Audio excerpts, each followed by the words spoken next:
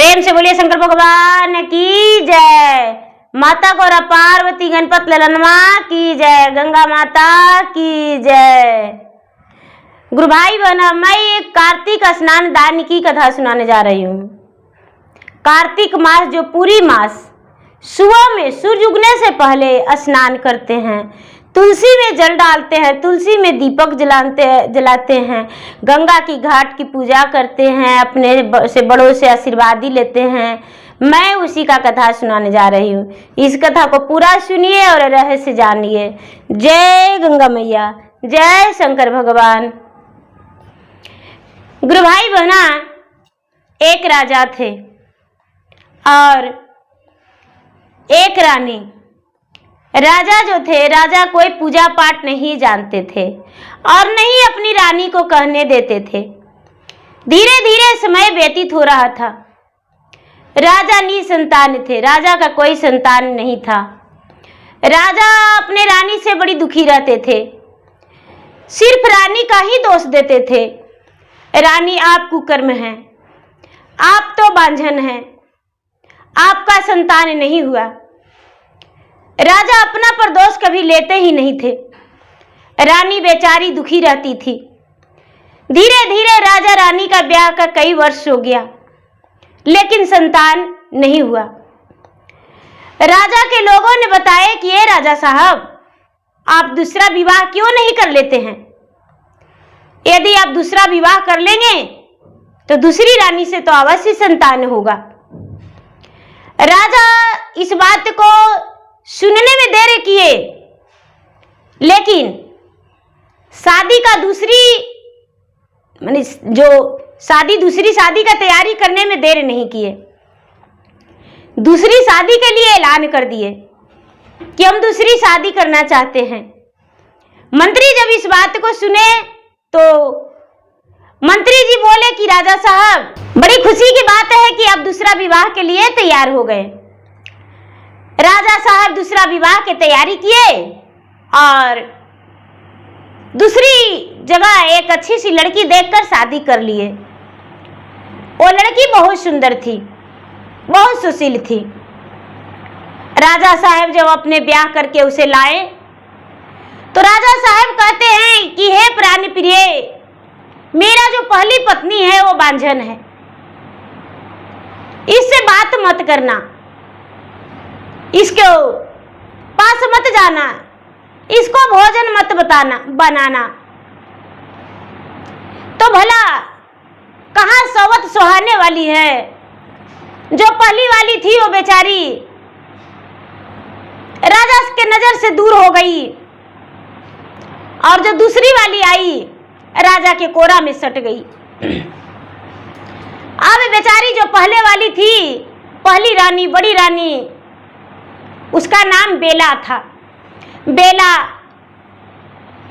क्या करती है कि घर के नौकर की तरह काम करने लगी, नौकरानी जैसे करती है। फिर भी राजा उसको से नजर इरोत करके पार होते थे कि अरे ये तो नौकरानी है, इसको हम देखना नहीं चाहते हैं।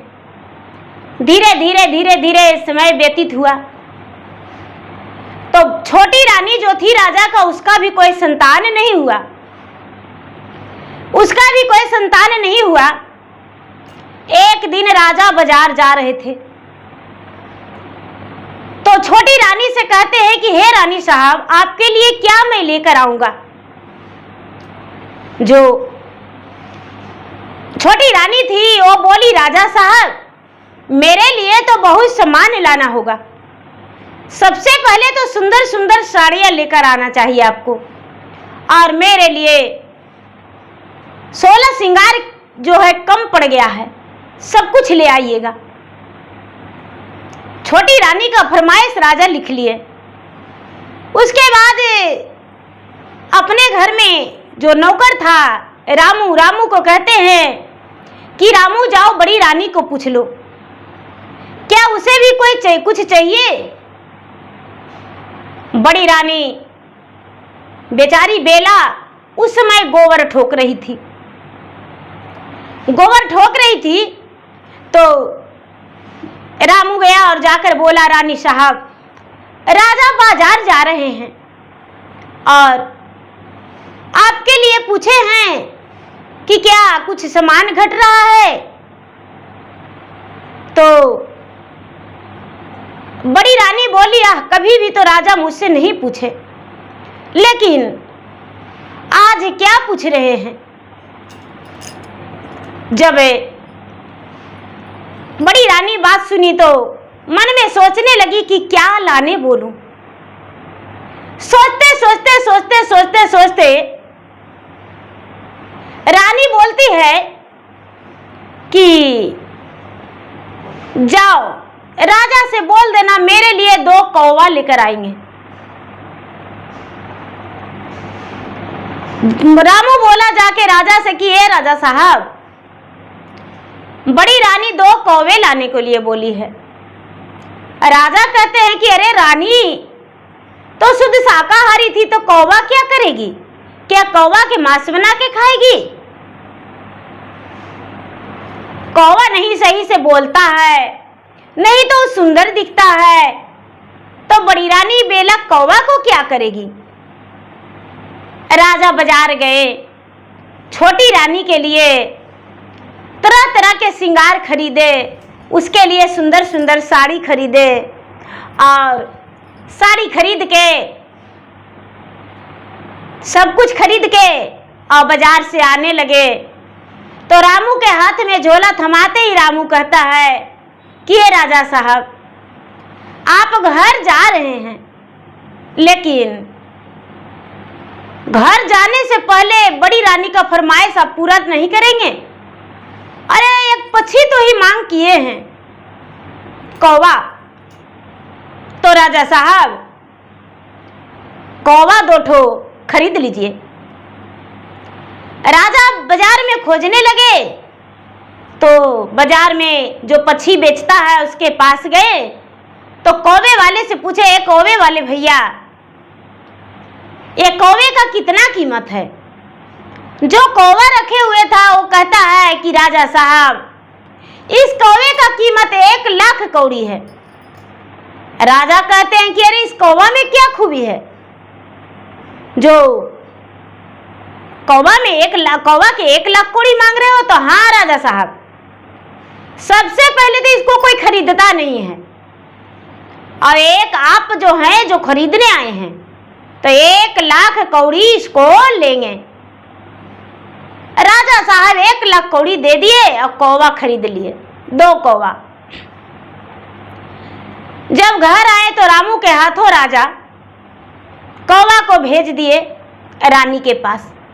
रानी कौवा देखकर बड़ा प्रसन्न हो गई। कौवा देखकर बड़ा प्रसन्न हो गई।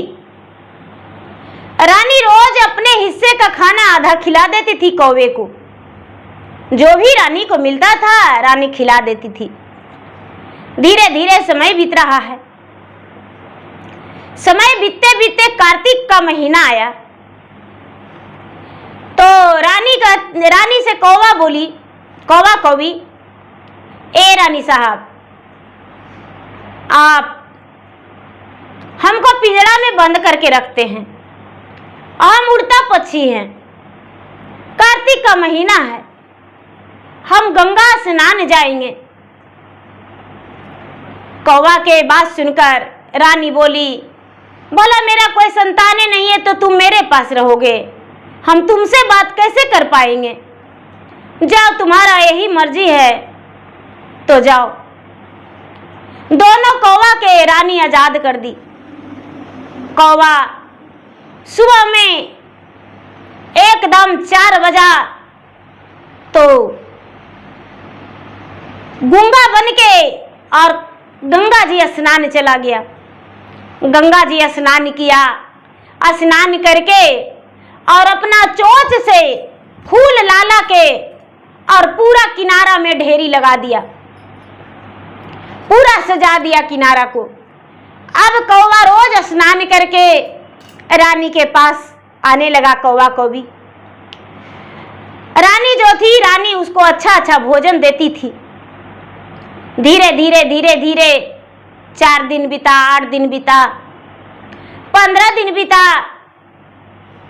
तो रानी जो है बेचारी सोचती है कि कौवा कहाँ जाता है सुबह उठ के, कार्तिक का महीना है, आ भी जाता है, खाना भी खा लेता है, ये कौवा जाता कहाँ है, डाव डाव करता है, कहाँ आखिर जाता होगा। कौवा के पूछा, रानी पूछी कि ए कौवेराज, कौवा कौवी, तुम कहाँ जाते हो सुबह में। कौवा कौवी बोला कि देखिए रानी साहब, हम तो ऐसे उड़ता पक्षी कहलाते हैं, वन का जंगल का रहने वाले हैं, लेकिन हम दोनों पति पत्नी गंगा स्नान जाते हैं। गंगा स्नान तो हाँ, तो क्या होता है, तो कार्तिक के महीना में जो भी गंगा स्नान करता है उसको मन वांछित फल भगवान देते हैं, विष्णु भगवान। जो भी उसके मन में लालसा होता है भगवान उसको पूरा करते हैं। ये बात सुनकर रानी बोली कि हे कौवेराज, जब तुम जागते हो तो मुझे जगा देना। तो 4 बजने से पहले कौवा कौवी दोनों पिंजरा से निकल गए, निकल के रानी को जगाती है। खोलहू का खोलहू रानी, अब जाड़ा के बड़िया जी, अरे चल रानी गंगाया स्नान जी।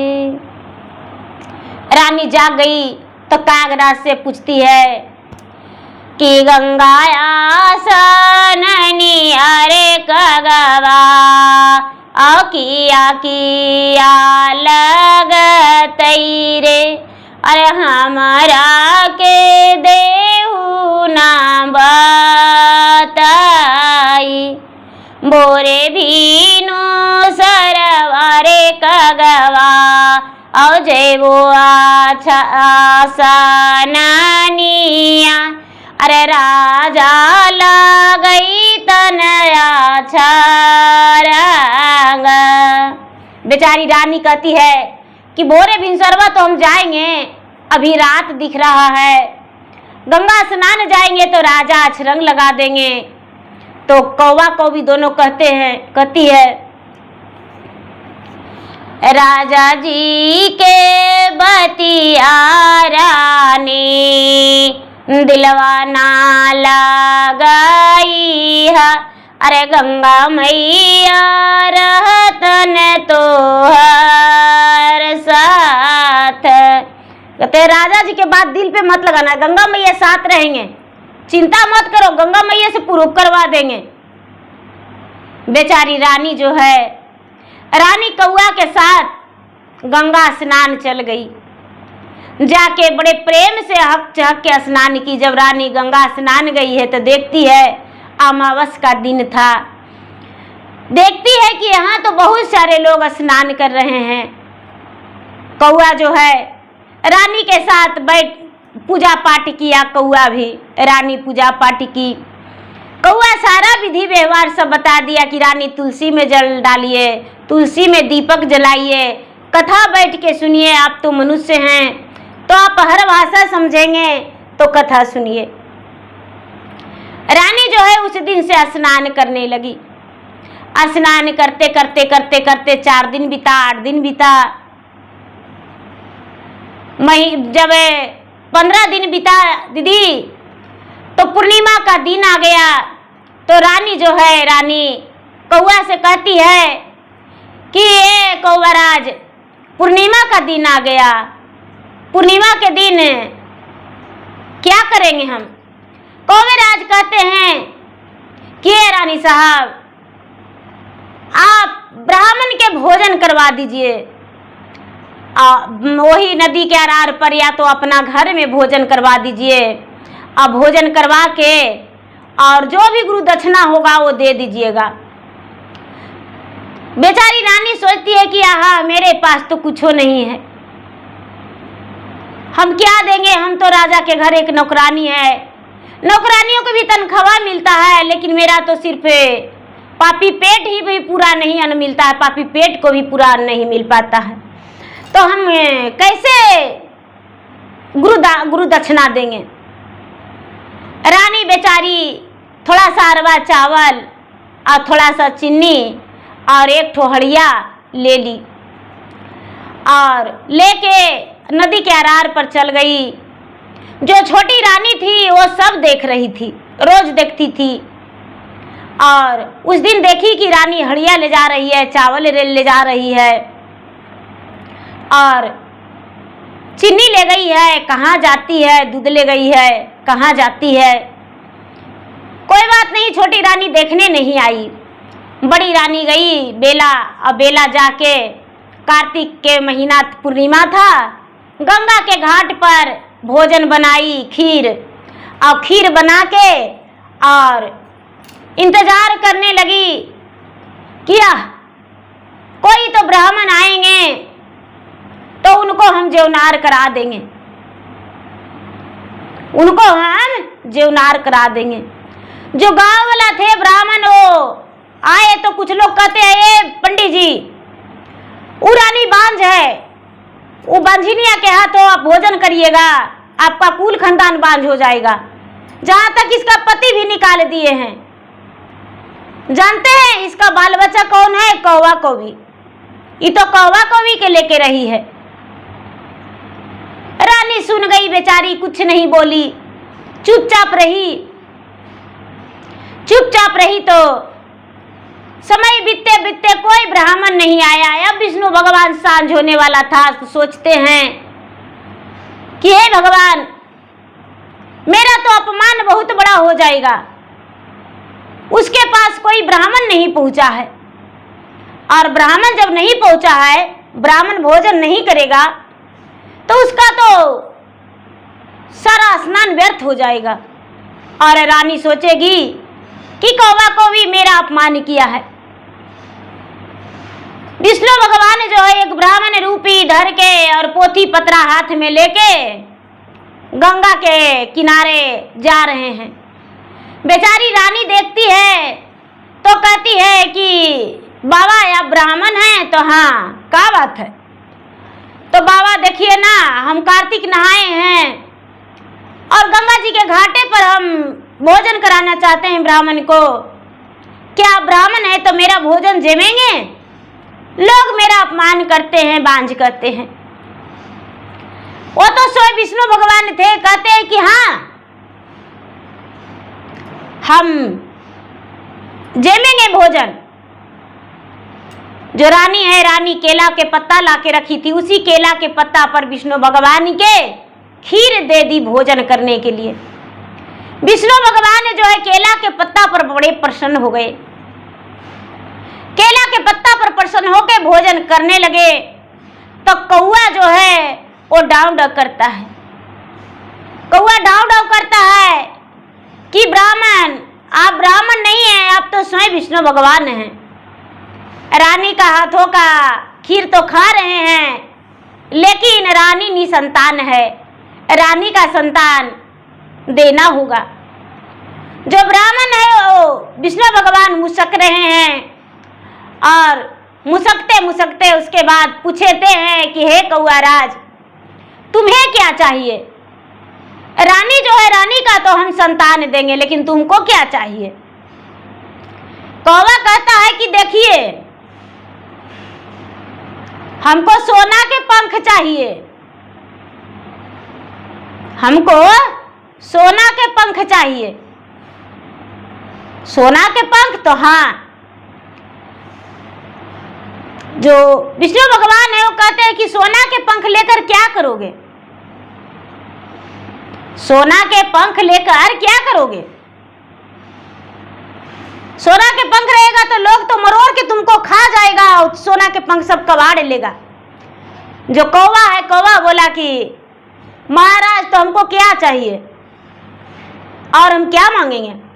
सोना के पंख हमको दे दीजिए तो उसको देखकर हम खुश रहेंगे। कहते हैं कि सोना के पंख जाओ, हम दे दिए, जाओ, सोना के पंख हम दे दिए। जो बेचारी रानी थी रानी को भगवान कहते हैं कि जाओ रानी, तुम्हारा मन ही मन आशीर्वाद दिए कि जाओ, तुम्हारा गोद भर जाएगा, राजा जो है तुम्हारे पास जरूर आएगा।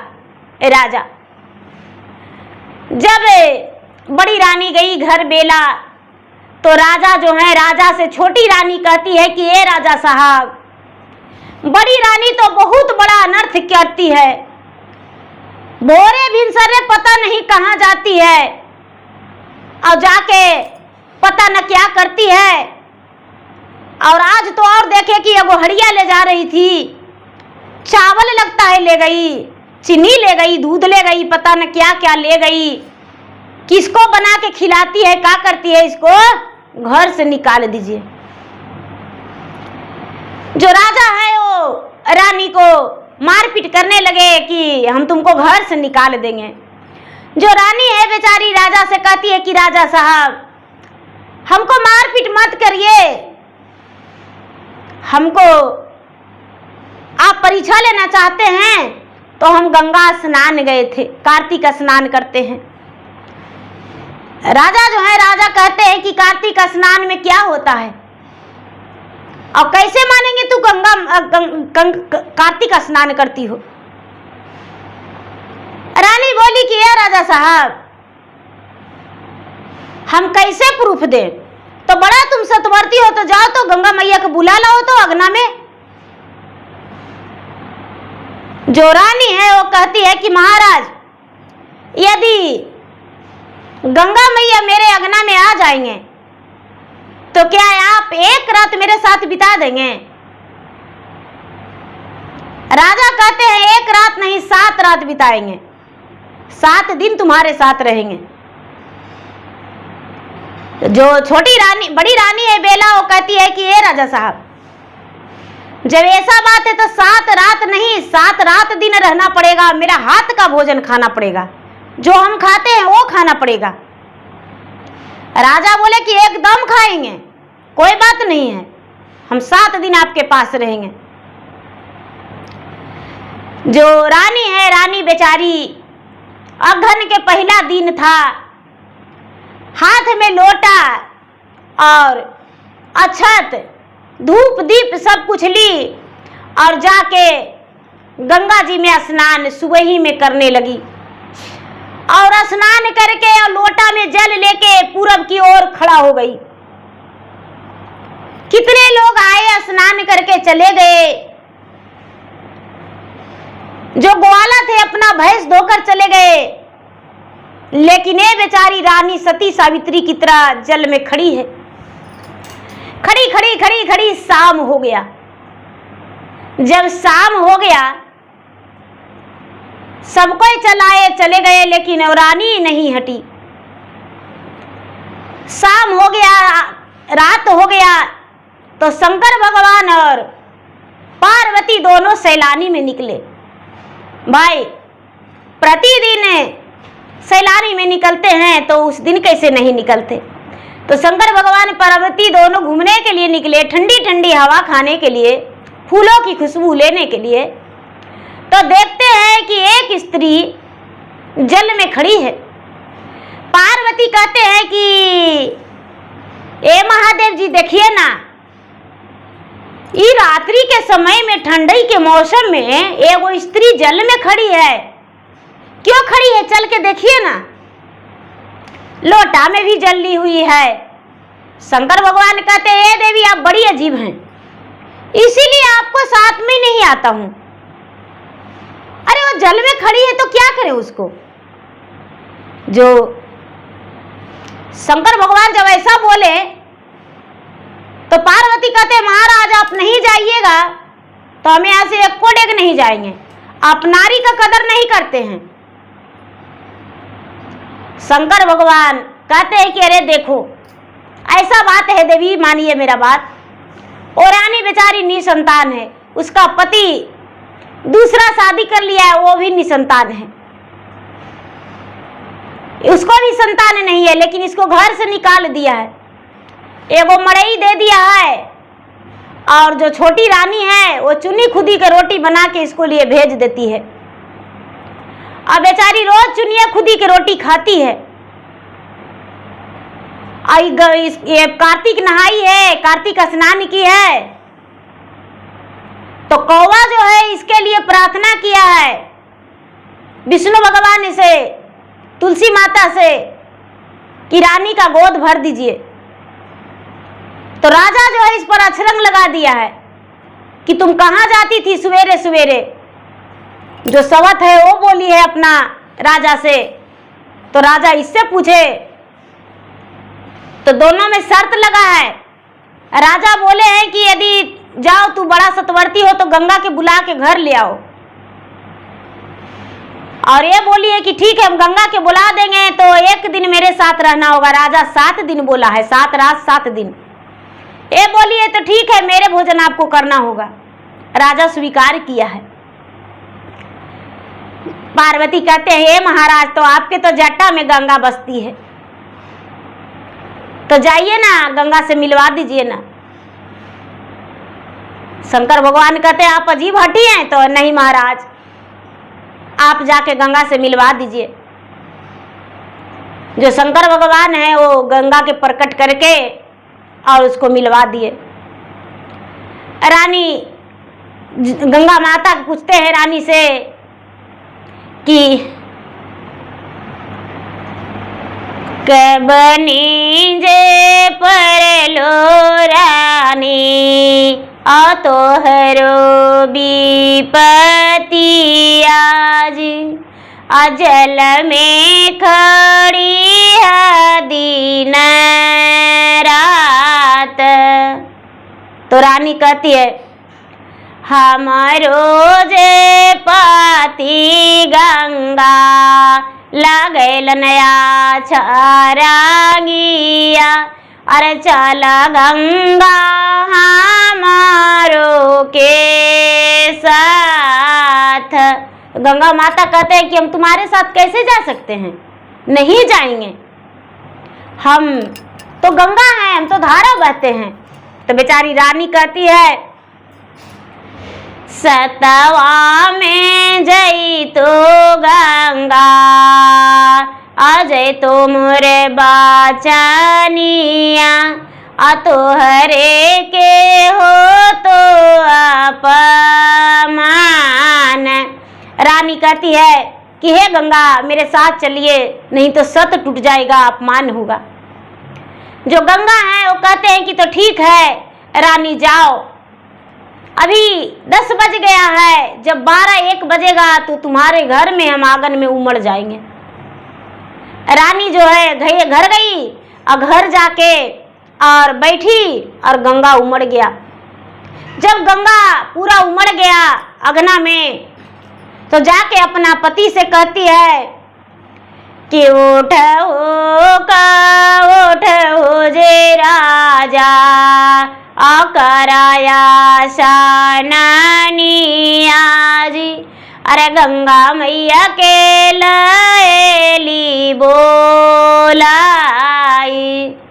तो जो राजा हैं वो रानी से कहते हैं मानियो में ले ली रानी, तो हरी बाचनिया जी, अरे गंगा के लैला बोलाई, सतवे के हुजरानी, असत तो हर बतिया जी, हम हो करवाया स्नान। राजा कहते हैं कि हम मान गए आपको बात, आप सत्य के हैं और सत्य के आपका वचन है, हम स्नान करेंगे। राजा स्नान किए और स्नान करके अभक चबक के गंगा के से क्षमा मांगे कि हे गंगा आप अग्नि में मत उमड़िए, आप चल जाइए। रानी जो है परीक्षा दे दी, रानी का अग्नि परीक्षा हम ले लिए। सीता माता वन में दिए थे अपना पति को अग्नि परीक्षा, मेरा पत्नी मेरा घर में दे दी। मेरा पत्नी सतवर्ती है, मेरा पत्नी गलती नहीं है। जो गंगा माता थे वो अपना स्थान पर चले गए, आंगन जैसे था वैसी हो गया। सवेरा हुआ तो राजा रानी से, बड़ी रानी बेला से कहते हैं कि हे रानी मैं तो वचनबद्ध हूं, अब आज सवेरे से ही आपके साथ रहेंगे। जो राजा थे, राजा साहब बेला के साथ चले गए। खाने का समय हुआ तो छोटी रानी चुन्नी खुदी के रोटी आकड़ पर तलपेट के और बड़ी रानी के लिए भेज दी। एक रोटी भेजती थी तो बड़ी रानी 4 भाग लगाती थी। एक कोना रोटी में कौआ को खिलाती थी, एक कोना रोटी गौ के देती थी और एक कोना रोटी बांट देती थी, एक कोना रोटी अपने खाती थी। तो उसी एक रोटी में राजा को एक कोना दे दी, एक कोना में आधा दे दी, आधा अपने खा ली और एक कोना गौ को दे दी, एक कोना में कौआ को खिला दी, एक कोना में दान कर दी। जो राजा है जैसे पहले निवाला लिए तो कहते हैं रानी ये क्या भोजन है, ये भोजन हम नहीं कर सकते हैं, आप क्या ये भोजन करके रहते हैं? बड़ी रानी बोली हाँ राजा साहब, मेरा भोजन तो प्रतिदिन ही आता है। राजा तुरंत घर के अंदर गए और छोटी रानी को कहते हैं कि रानी साहब देखिए, उनका विचार बदल गया गंगा माता की कृपा से। छोटी रानी बड़ी रानी को ऐसा भोजन आप क्यों देते हैं? छोटी रानी बोली राजा साहब आप तो बोले थे कि छोटी रानी के लिए बड़ी रानी के लिए खाने ही नहीं बनाना है, तो बड़ी रानी के लिए तो चुन्नी खुदी के अंकड़ पत्थर फेंट के भी दे देते हैं तो ज्यादा है। बड़ी रानी वही खाती है रोज। राजा जो है सिर पर हाथ धर के और कहते हैं कि हे भगवान, मैं कैसा पति कुकर्म हूं जो अपना पत्नी का इतना दुख दिया। राजा जो है अपने से कोई सुंदर सुंदर भोजन बना के और बड़ी रानी के पास ले गए और बड़ी रानी भोजन की और भोजन करके और राजा भी भोजन किए। अब राजा रानी 7 दिन लगातार रहे। 7 दिन जब लगातार रहे तो रानी गर्भवती हो गई। राजा फिर से छोटी रानी के पास चले गए। रानी गर्भवती हो गई। जो कौवा था सोने के पंख दिखाता था, अगना में चमकाता था और चमका के झलका के और उसके बाद रानी के पास, बड़ी रानी के पास चल जाता था कौवा कौवी दोनों।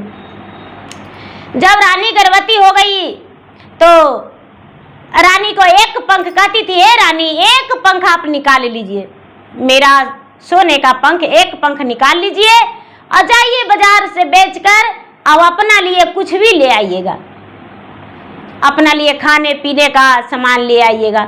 जब 1 महीना हुआ, 2 महीना हुआ, 3 महीना हुआ, 4 महीना हुआ, 5 महीना हुआ तो रानी जो है राजा को बुलवा के राजा से कहती है कि ये राजा साहब बहुत बड़ा खुशखबरी है। राजा कहते हैं कि क्या खुशखबरी है? तो हम माता बनने वाले हैं, हम माता बनने वाले हैं। ये बात सुनकर राजा खुश हो गए और कहते हैं आप माता बनने वाले हैं? तो हाँ। रानी बोली राजा साहब मेरा तो 5 महीना हो गया है। राजा तनिक भी देर नहीं किए और कौवा कौवी को और रानी को घर के अंदर ले गए। घर के अंदर ले गए और रानी के लिए दाई दासी सब कुछ लगवा दिए। धीरे धीरे समय हुआ, 9वां महीना हुआ।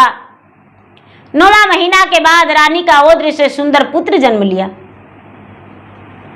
जब सुंदर पुत्र जन्म लिया रानी देखकर बड़ा प्रसन्न हो गई। जो छोटी रानी थी, छोटी रानी तो जल भूंज गई। अब राजा साहब छोटी रानी को त्याग करके बड़ी रानी के पास रहने लगे। अब तो बड़ी रानी ही सब कुछ हो गई। कौवा कौवी है, कौवा कौवी फिर से कार्तिक स्नान करने लगा और रानी को बोला, ए रानी साहब कार्तिक आ गया है, स्नान नहीं करेंगे? राजा रानी और कौवा कौवी सभी स्नान किए। फिर से पूर्णिमा के दिन रानी जो थी दान करने के लिए गंगा के घाट पर ले गई तो हजारों ब्राह्मण घेर लिया रानी को देखकर। हजारों ब्राह्मण कहते हैं मुझे दान करिए रानी साहब, मुझे दान करिए।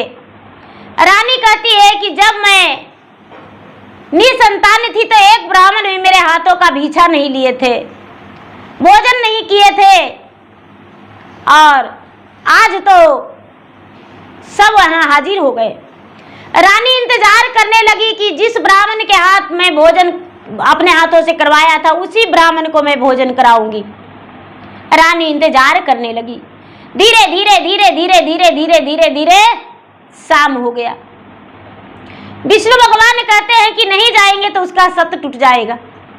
विष्णु भगवान जो हैं एक पतरा लेकर झोला लेके प्रकट हुए। रानी देखती है तो कहती है कि महाराज आप ब्राह्मण है? तो हाँ महाराज मैं भोजन बनाई हूं, भोजन कर लीजिए। रानी और राजा के हाथों ब्राह्मण भोजन किए। उसके बाद कौवा कहता है कि महाराज जो हम सोने का पंख मांगे थे वो मेरा पंख काला हो जाना चाहिए, क्योंकि रानी जो है एक पंख रोज नोचती है मेरा और मुझे बड़ा दर्द होता है। रानी का परवरिश के लिए हम सोने का पंख मांगे थे कि हमको सोने का पंख दे दीजिए। तो रानी और राजा तो दोनों मिल गए, रानी का राजपाट सब हो गया। इसलिए भगवान महाराज मेरा पंख काला हो जाना चाहिए। जो विष्णु भगवान है वो एन मस्तु बोल दिए। कौवा कौवी कहता है कि महाराज हम जो भी तपस्या किए हम इंद्रलोक के कौवा कौवी हैं, हम कोई साधारण कौवा कौवी नहीं है, इंद्रलोक के हैं और इसी रानी के लिए हम यहाँ आए हैं और जिसके लिए आए वो पूरा हो गया। रानी जो थी इस जन्म में नहीं, इस जन्म में एक रानी है। इससे जो पहला जन्म था तो एक ब्राह्मणी थी और बहुत पुजारी थी और सती थी, और उसी पुण्य के कारण मैं इसका मदद करने के लिए कौवा कौवी के रूप में आया हूं। जो विष्णु भगवान है दोनों कौवा कौवी को मुक्ति दे दिए और राजा रानी दोनों मिल गए। कौवा कौवी का स्वर्ग का प्राप्ति हो गया, फिर से वापसी उसका आत्मा इंद्रलोक चला गया और राजा रानी दोनों मिल गए। जो सवत थी सवत जलने भुंजने लगी और राजा से प्रार्थना करने लगी कि राजा साहब आपके हम दासे बन के रहेंगे। रानी कहती है नहीं तुम दास नहीं, तुम मेरा बहन हो। जो छोटी रानी थी उस राज रानी से घर की एक नौकरानी के बराबर हो गई और जो नौकरानी बन के रह रही थी वो राज रानी बन गई। धीरे धीरे कई पुत्र हुआ बड़ी रानी को और एक पुत्रवान हो गई। इसके पास कोई कमी नहीं, भगवान इसको सारी खुशियां दे दिए। तो प्रेम से बोलिए गंगा माता की जय, कार्तिकेय महाराज की जय।